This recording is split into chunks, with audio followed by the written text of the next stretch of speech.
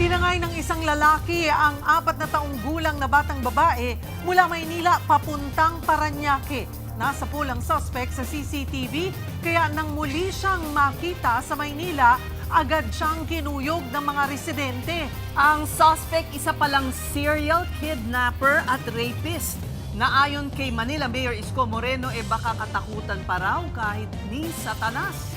Nasa frontline ng balitang yan si Dave Abuel. Kanya, tinawag niya yung bata, tinawag yung bata, inimas, yan tinakbayan, ayun. June 22 ng tanghali, pinalapit at hinimas pa ng nakaupong lalaki ang batang babaeng yan sa isang vulcanizing shop sa Malate, Maynila. Pumunta na yung bata, tumawid na. Nag-a-apply di umano ng trabaho noon ng lalaki sa shop. Nataon namang malapit lang dito ang bahay ng 4 na taong gulang na batang babae. Hindi masyadong kita, pero naglakad pala ang bata palayo sa shop na sinundan naman ng lalaki. Dito na raw tuluyang tinangay ng lalaki ang paslit.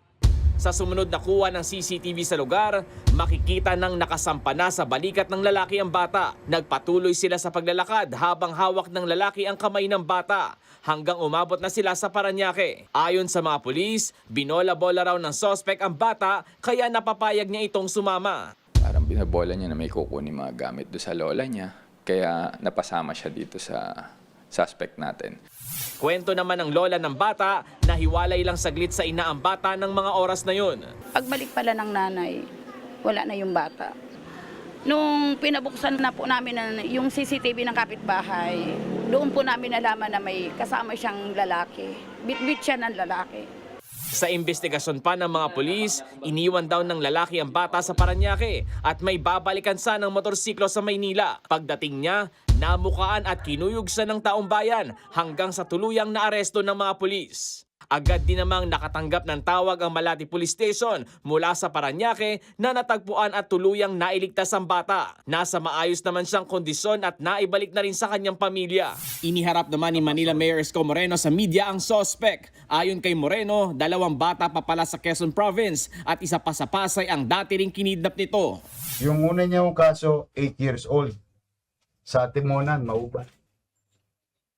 Quezon. O tapos meron pang isang 7 years old. Sa Gumaca naman. Hindi lang ito basta kidnapper ng bata. Ginagahasa pa ho. Sa totoo, excited na si Satanas sa'yo. Sa kademonyo mo. Baka nga pati si Satanas matakot sa'yo. Dahil baka agawin mo yung trono niya. Giit naman ng suspect, nagkataon lang daw na hindi niya naipagpaalam sa magulang ng bata na isasama niya ito sa bilihan ng piyesa ng motor. Pero nang tanungin kung bakit niya isasama ang batang hindi niya kakilala o kaano-ano, Naghanap po kung may pong magandang dahilan, sir. Talagang mali po yung nagawa ko. Kaya humihingi po ako ng kapatawaran sa pamilya at magulang ng biktima po. nakakulong na sa Malate Police Station ang suspect na mahaharap sa reklamong kidnapping. Nagbabalita mula sa Frontline, Dave Abuel, News 5. Mga kapatid, Cheryl Cosing po. Maging maalam at may pakialam sa mga napapanahong issue at headlines. Mag-follow at mag-subscribe na sa social media pages ng News 5.